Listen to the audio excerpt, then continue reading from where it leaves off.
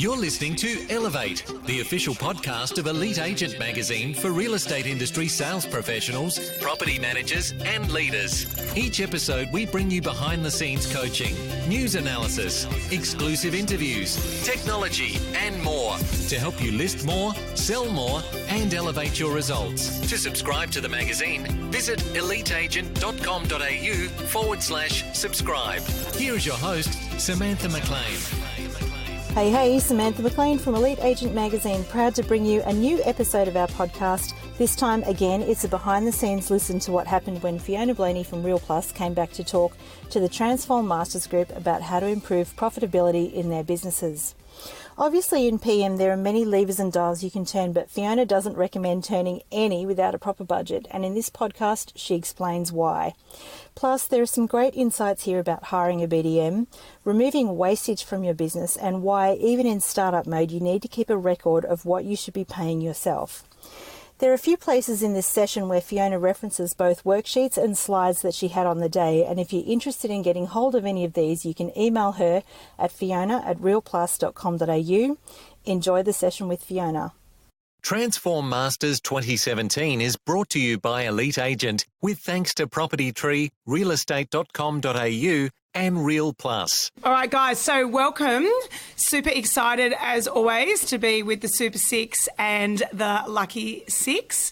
And I think we're probably even luckier because obviously we've got a few people missing at the moment, which is great for all of you because from my perspective, we've got a double competition going, right? The first thing on the competition is the fact that you're competing with the major prize, which is the winners of Transform for 2017.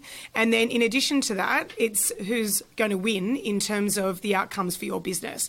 From my point of view, today's session, which is all about knowing your numbers, is, and I'm going to be biased on this, that's okay. This is really one of the most, if not the most important session that you will have in this entire competition, simply because of the importance that we actually need to place on our numbers. Now, does that mean that I think numbers are the be-all and end-all of everything? No, I don't. But what I am going to try and help you discover, even just in that first step today, is how numbers actually do underpin every element of your business, and your knowledge of those numbers, your understanding of how those numbers influence your business, and your understanding of the leverage and the levers that are available to you in your business through the controlling of your numbers and your activity will actually change the outcome for your business and can change the outcome super, super quickly. Okay, super quickly. And so this information is going to be absolutely vital for you. Make sure you've got your workbooks there. I'm going to be talking pretty quickly as always, and I'll give you homework along the way. Now, when I give you homework, if I say, look for homework, go and do that, know that that is not me giving you formal homework for Transform. That is elements that I think that you really need to go back and have a look at if you want to get the most out of this particular session and get to understand your numbers even more than obviously you do now.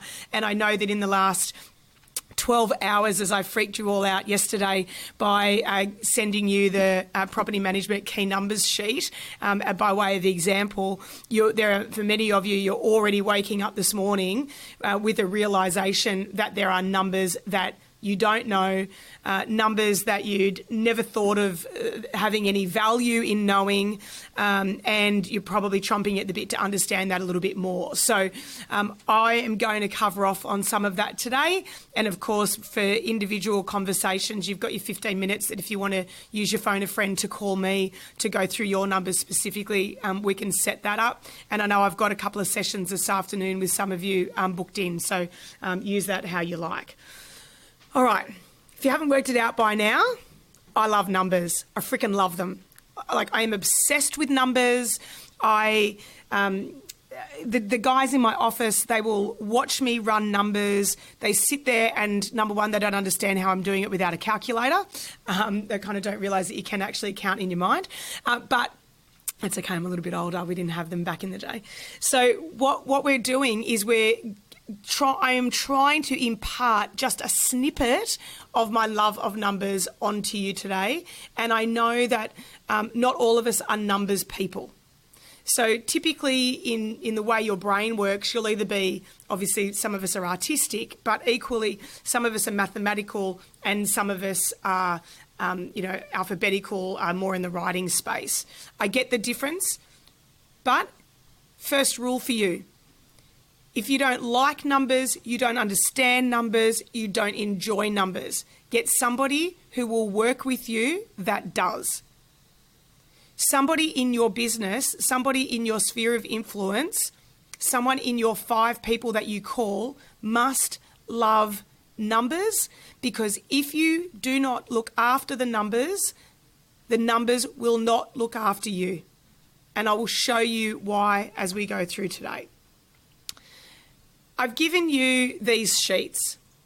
Now, this is a process that I take people through in a much longer workshop.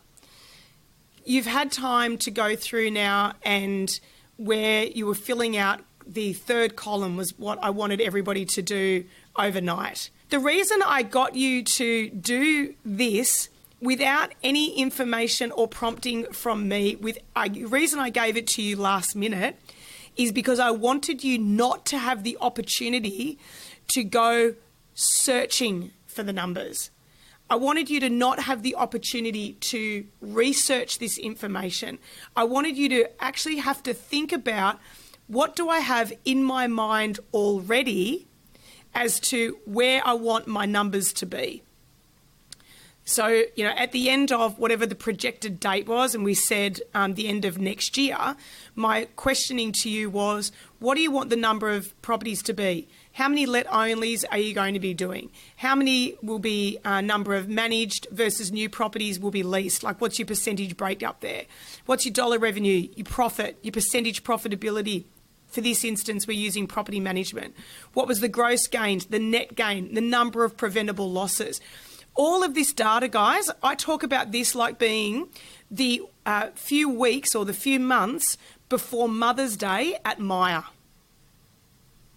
Now, I'll be really,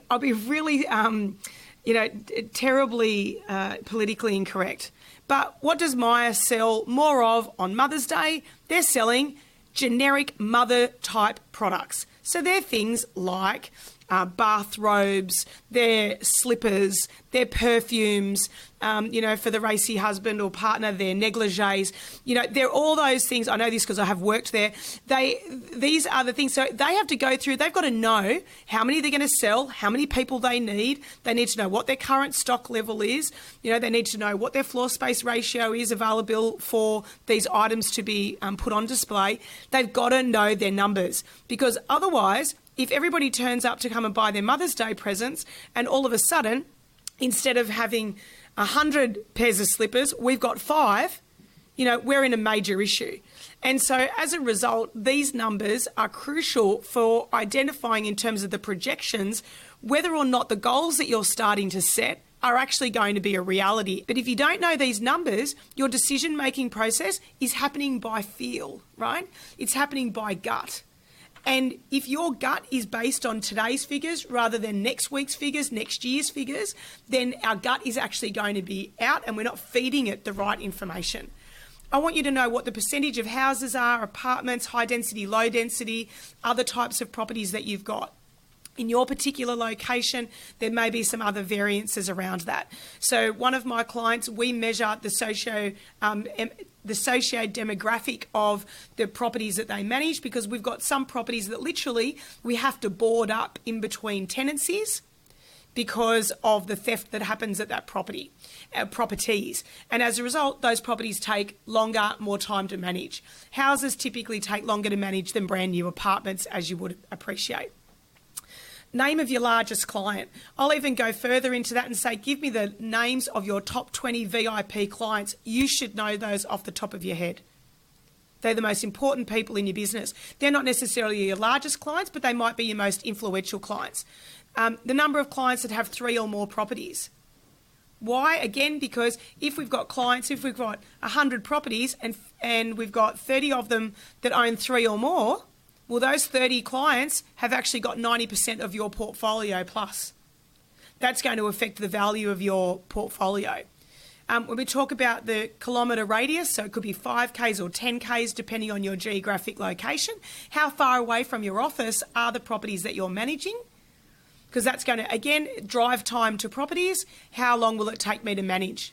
Property management particularly, it's a numbers game. It's all about time to serve. If we can get our time to serve ratio, if we want to get the amount of time it takes us to serve a client down, our profit will go up because we can do more with less. You've got your head count per property. So what's the volume of properties that you've got per property manager? And then, or not even per property manager, per human in your office. And then what's your sales, wages, the remuneration expenditure as a percentage of revenue. Now, there's a whole range of other elements that you can go through. To be able to set your goals appropriately, that's your projections. But really what we're trying to work out is what's today's reality, what's your projection, and what's the gap between the two? And is it actually possible to achieve the projection that you've set based on today's reality? So where we are today, is it even possible to get to the projection that we've set for the end of 2018? We're going to talk a little bit more about that today. But here's the thing. Every minute that anybody spends doing anything is worth something. Any minute that anybody spends doing anything is worth something. No time is free. So for those of you even that are in startup businesses, right now, your budget should actually have a cost for you in it.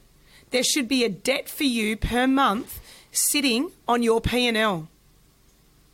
You might not pay yourself because there might not be the money there for whatever reason, but there should definitely be a debt against the business for what I'm paying for your time, even though you're not physically taking it. Otherwise, you don't feel the pain. You know, just pretend for argument's sake that somebody hasn't taken a salary for a year. And if I went and employed that person into another organisation, I'm just going to throw easy numbers here, but if I was to employ that person in another organisation and I'd pay them $100,000 for the value that they would bring to my business, that person is typically worth to our business $100,000. So that's a debt to the business. There's a $100,000 debt to the business to pay that human for the time that they've spent building it. And it allows you to see it with a far more transparency what it's actually costing you to run the business. And your returns on the running of that business start to take a whole new position.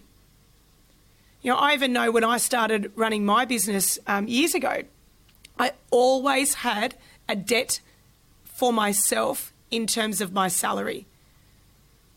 Because otherwise I could have gone and worked somewhere else for 3 years and been paid that amount of money. So what's the benefit in having my business from a financial point of view? Obviously, there's other benefits. We'll talk about those. But for my own personal income generation, I need to know what I'm actually worth. So there's your next piece of homework. What are you worth per minute, per hour, per day, per year? Now, of course, as directors of a business, you tend to have functions that you are performing as a director. And those director functions, they are what you are receiving your dividends for, you know, in addition to risk and so forth, right? That's where your profit dividend comes from. And everybody in a business as directors would have some job or function allocation as part of that, typically based on skill set or time. However, the day-to-day functions then within the business, there is a cost for those. So you've got to make sure that you're costing those out. Now, already for some of you, you're feeling a little bit like this. One of these faces, anyway, could probably describe your, when we talk about numbers. And I know that, you know, when we were chatting, you know, some of you are ignoring them. You're asleep. You know, some of them would rather have your face licked by a dog. Some of them, you know, it's kind of like boring. So I want to give you one word for you to be thinking about, and that comes back to my favourite word, which is why. So when we start looking at your numbers, you have to be thinking about your why. I've harped on about this to you when we talked about goal setting, because how you spend numbers, how you manipulate numbers, how you maneuver your levers will all come back to why do you have this thing in the first place? Typically, it's going to be for one of or multiple of 4 reasons. In property management, it'll be because you're trying to build an asset. Now, if you're attempting to build an asset, there's got to be an asset-based outcome. There has to be the freedom to choose date. There has to be a value piece that you want. It could be that you're wanting to take your business to this next point because you're wanting cash flow. Okay, great. So what does cash flow need to look like? Because if you're saying to me, you know, we've spoken on occasion where I said to you guys about my clients that all wanted 1,000 managements, tap, tap, tap on the keyboard. Can I have 250,000? Thanks, I'll go get you 1,000 in terms of growth. No, you cannot have that. Why? Because the outcome was around cash flow. They wanted that 250 cash flow. That was their ultimate driver. The third point is channel for other income. So from a sales perspective, as an example, you're building a rent roll, 5% of your rent roll will sell each year. You ideally want 4% of your rent roll selling through you. That's a really lovely benchmark number around the relationship between sales and PM and the service levels there. So this whole rent roll could be a channel for other incomes. So I don't mind if you're out there charging 3%, 4% management fee income, because you're using it solely for the purposes of channeling income into other areas. That's a business model, right? It's a loss leader. Myer does it, David Jones do it. All different sorts of businesses have loss leaders that they have that just simply bring customers to them. But that is around identifying that is one of the methods or the reasons for having that particular division within your business. And then the final piece is ego. So you can sit around the boardroom table and play how big's my rent roll. The men normally do that. They play that how big's a lot of things. But what they're doing there is it's all around what's the size of my rent roll and what do I want that to look like. And that can be from an ego perspective as well. Whatever it is, just own it, understand it, because again, this is going to influence your numbers. Okay, let's talk budgeting. Now, many of you in the process of our initial conversations, I've discovered, don't have budgets. Not unusual. Some of you have actuals and you're reviewing the actual component. So what did we actually earn as opposed to forecasting what we're going to earn. For me, it's absolutely crucial to look at a budget, because a budget shows us what is it that we have the potential to earn. Now, you can do different types of budgets. You can have a stretch budget. You can have just a basic budget, and a more, sensitive budget in terms of it's not too outlandish. You might be doing, let's have a look at last year's figures. You might decide you want to do a 5% increase on income or profitability increase.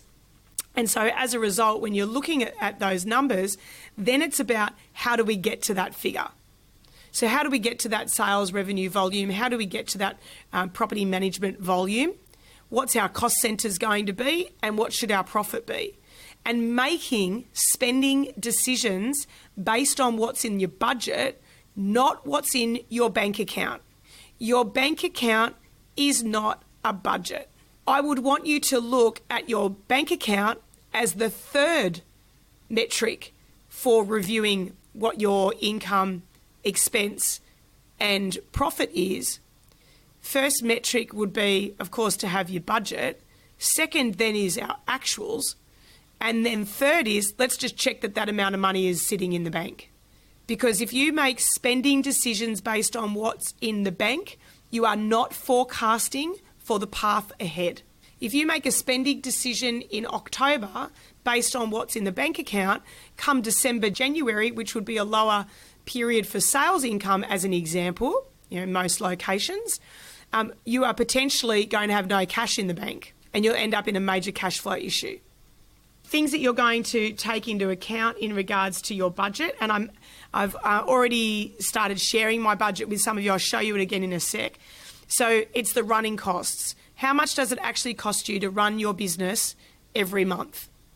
The second piece, what are you going to invest in your business to get what return? So when we talk about investment, say for example, a new business manager or a new business consultant.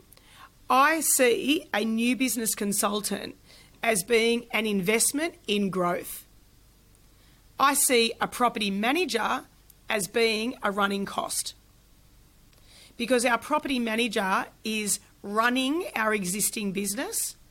Our new business is moving for growth. And you'll often see when people are talking about percentage profitabilities and headcounts of number of people in the rent roll, is they'll include BDs or they won't include BDs. And so if I'm not including, I've got 3 new business managers, do you think my percentage profitability would go up or down? My percentage profitability is going to go down, guys, because I'm investing in the growth of my business. Whereas if I take out those new business managers and anything to do with growth and I set them up as their own budget with their own P&L, their own profit centre, then I'm driving them towards their own results, and that percentage profitability for the running of my property management business may still be high, but my BDs might be running at break even because I'm using that as a growth mechanism. Obviously, we're going to be looking at the income that we're making overall, and then the final thing is what's the return on our investment. So running costs, is there a piece of our running costs that are actually investments in our growth? What's our income? And then finally, what's the return on our investment? Now, I'll just show up on the screen here a very basic budget that we work with. Running this very simplistic budget, obviously you can take a budget like this, you can put it into Xero or MYOB or whatever accounting software package that you're using. But what this allows you to do is it allows you to see what your forecasted income should be on average month on month, what your costs are month on month. Obviously, this then goes on to show not just wages, but then, of course, the actual physical running costs of your office. And then the final piece of the puzzle is what your income is and what your asset change is along the way. If you want a copy of this, I'm happy to email it to you. Just please email me and say, Fee, can you send me your budget? And I'll shoot that through with you. When you've done your budget, what you're then doing with the budget, and I'd like you to do this mid-month, end of month, and quarterly. So mid-month, end of month, and quarterly. So for those of you that haven't done budgets before, what you're going to do during that time is you're actually going to review 3 things. You've got your budget sitting in front of you. So we've got our budget, and now here's our actuals. And when we go from the actuals to the budget, what's the variance between the two? What's the variance between the two?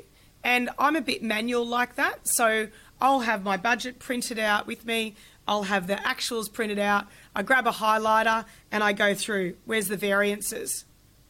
So, and more importantly, you think to yourself, well, we're over there. That's okay. That's great. No.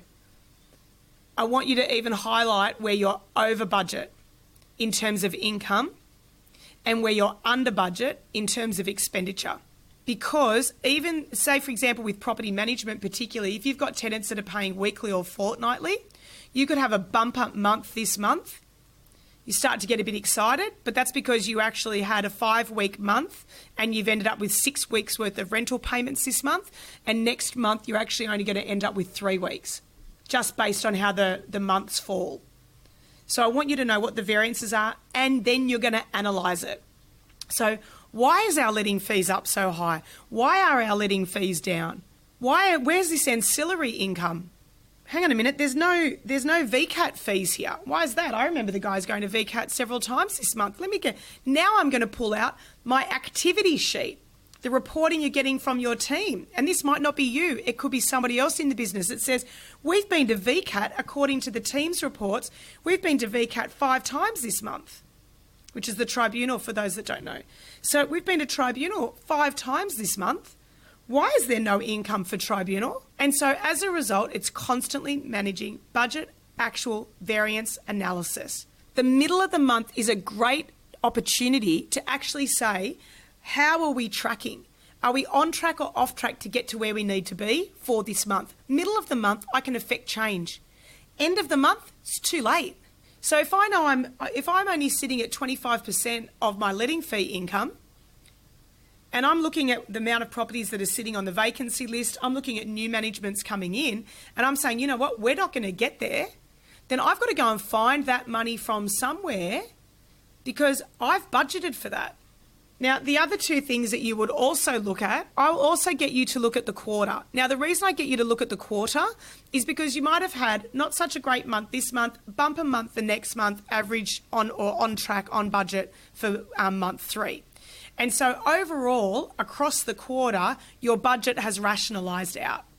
And once you've done this for a year, then you'll not only do year to date, but then you'll start looking same time last year. So you can start to see patterns. You'll see patterns in terms of income opportunities, and then we'll staff up during those times.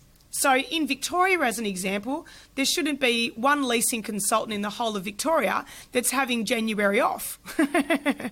Because in Vic, or Melbourne certainly, January into beginning of February is bumper time for leasing. Like I've known people to have 100 tenants come through and open for inspection. So, you know, you start to look at your staffing levels, you start to look at your employment trends. They will all impact in terms of your budget income as well. The next thing is percentage profit versus profit. Again, this is another sit round the table, how big's my rent roll? I couldn't care less what percentage profitability you have. And I know that that's not apparently an appropriate thing for somebody to say when they're talking about numbers. It's an indicator and it's of interest. But what I'm more interested in is what is actually the profit. Because if I could say, oh, I'm making 40% profit, great, what's that? 100 grand in a year? Fabulous. Or would you like to make 20% profit and it to be 500 grand? I personally, if I had the option, I'd take the $500,000 payment rather than the $100,000 payment. Now, there's metrics, I get that. My point of mentioning this today is when you're hearing people talk about percentage profitability, don't buy in to the ego associated with some of the discussions around how big's my percentage profit. Buy into what do I want my profit to be, what's my budget, and how do I get there? Let's move on now then to value. So what affects the value of, and I'm going to speak specifically to your rent roll today. So there's a few things that will affect the value. So this is what we would call influences. The first thing on influences is that there are elements within your rent roll that will affect the multiplier that a valuer would put on the rent roll itself. So atypically, it's valued based on management fee income and then a multiplier on the management fee income that is suggested to be on an agency agreement with the current rental amount. What will then change that multiplier would be things like incidental fees. So over in WA, as the girls over there will know, there was a massive push towards one fee percentages. So things like 12%, 13%, 14%. We've even got clients on 15% as a total fee structure. I think the initial thought was, oh, great, we'll get, a 4 times multiplier on 15% because that's our management fee income. Well, no, because there are not then incidental fees that are associated with that. So your multiplier would reduce to offset what would be more of seen as an average or comparable to the normal market in terms of those incidental fee pieces there. Geographic location. So what we're starting to look at here is how long would it take me to manage a property in your portfolio? And then, so as a result, that's then the value that it's going to bring because I'm starting to think about what's the return going to be on my investment. So how far away from your office, therefore how far away from my office then as a potential purchaser, and this will start to come into the negotiations. But how far away are all of those properties? What about multiple owners? We're starting to talk about risk here. So how risky is it to actually take on this portfolio? I've got a client at the moment. It's a small rent roll we're buying. It's about 92 properties. So looking at vacancy rate. So you might very well have 100 properties on your rent roll, but you're running at a 10% vacancy rate. So then as a result, I'm actually not going to get a full year's worth of income on those properties, which would then adjust what the value is of them. Rent arrears, if your tenants, if you've got a high rent arrears issue, again, time to manage going to change.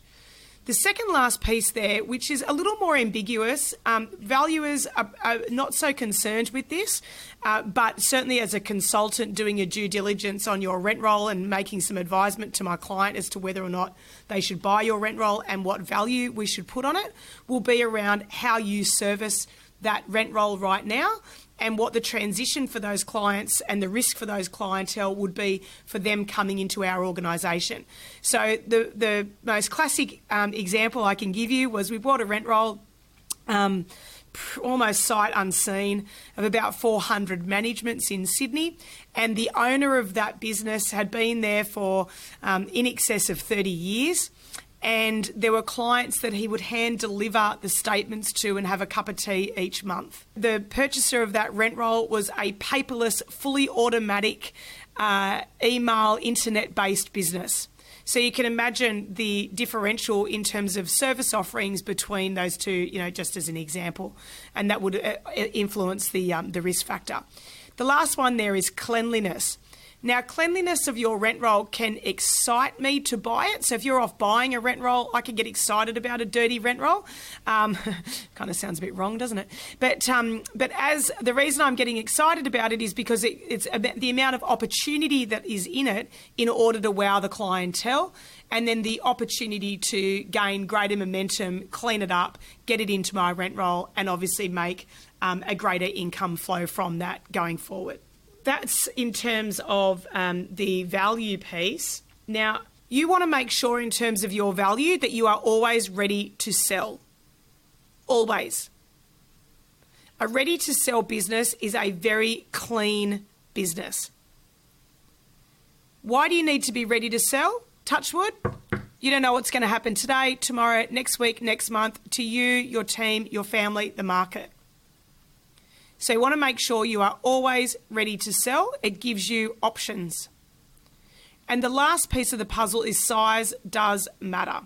I had a regional client. They've got about 1,500 managements, probably the biggest agency within 100 Ks of their office. The problem? Who's going to buy them? So when you're setting up your rent roll, it's equally about who is actually going to buy me out and when. And we mentioned when we were talking about goal setting is a freedom to choose date.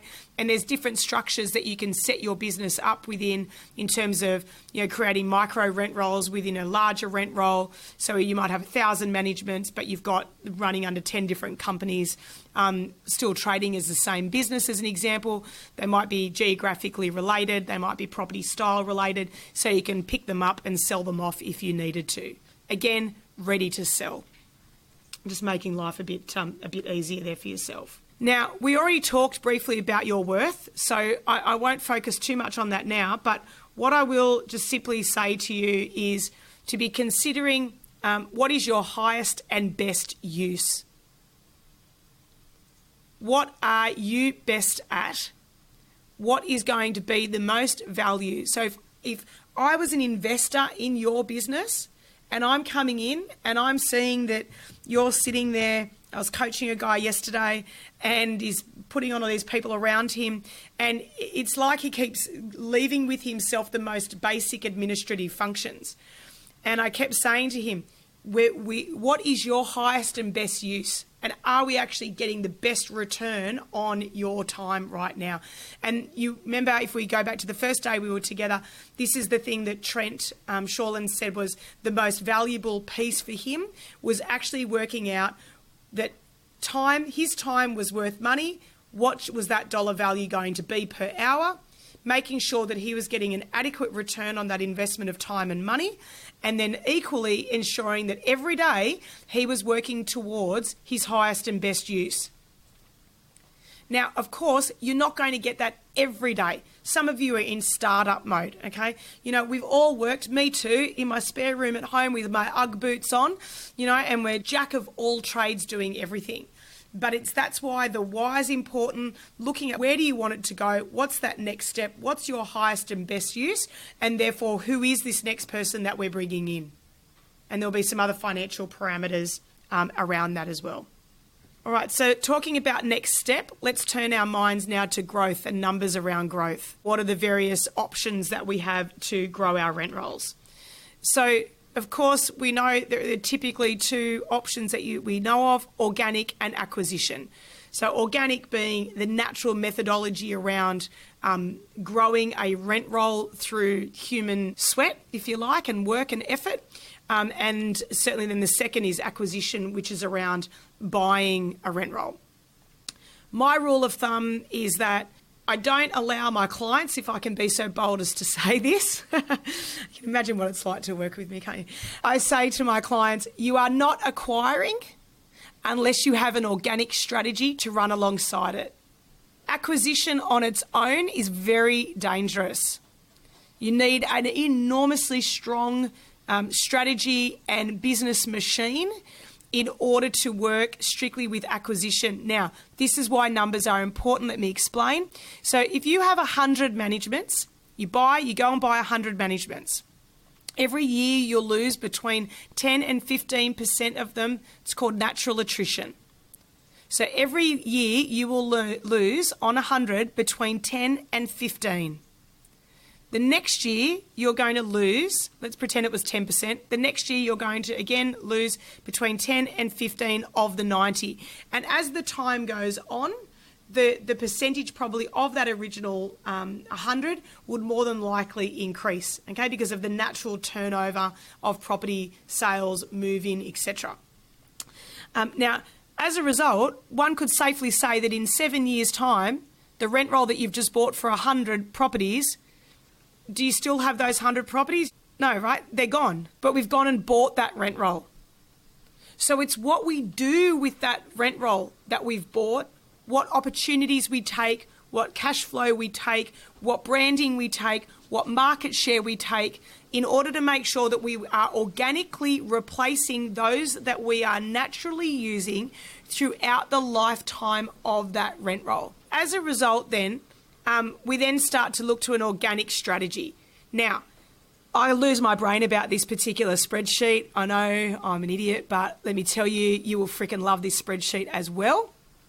I'll send it to you. Now, this spreadsheet shows you the cost and return on a new business manager in your office. Now, I'm taking this spreadsheet as the suggestion that you're not going and buying or requiring more office space in order to bring on this new business manager. Okay, there's already a desk in the office, all the overheads. So you know how we talked about budget funnels, okay, and moving the P&Ls and breaking it down into silos? Once you've got that there and you've got your core base, every time you bring another person in, yes, that will shift. Okay, so yes, the op allocation will shift. But at that point, you are actually robbing Peter to pay Paul. So if you end up with 10 people in PM and 5 in sales, right? So you've got a 66% weighting ops cost on PM and a 33% weighting of ops cost on sales.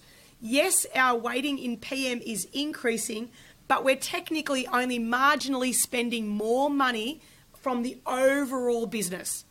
So if it was costing us $100,000 a month to run the company before, and we were apportioning 33 to sales or let's say 40 to sales and 60 to PM, and now we're apportioning 33 to sales and 66 to PM, we're still only spending $100,000. Is everybody with me? Right? I know this is, we have to work on this one together, but you'll see here, that's why I've not included on this sheet any other operational additional cost for a BDM, Yes, you'll have some marketing expenditure. Yes, you'll have a phone. You know, there might be a slight change in your insurance premiums, but marginal, right? Not big enough that it would warrant a massive difference on here. You'll see that I've gone 5 new managements a month. That's it, 5. I've then said on a rent roll, $500 a week, average management fee of 5.8%. It's going to give me an average income per month, $126. Then I've got annualised management fee income. So I'm making $1,500 for this property every time I add a new one to the pile. I'm doing a 1.5 week let fee, so I'm $750. My average case value then for that month. So for the 5 properties that I'm bringing in, I've added 11 grand to my revenue line over the next 12 months. I've accounted for a couple of lost, right? Nothing major because we've only brought on 55 or 65. Now I've said down here, I'm going to pay this person $6 grand a month. I'm going to give them 10% com. So this person's going to cost me 85 grand. Just using colloquial figures, okay? This is all adjustable. So you'll see here, across the year, this person does 5 properties per month. As we keep adding the management fee income, it's cost me $3,800 to bring on 60 managements.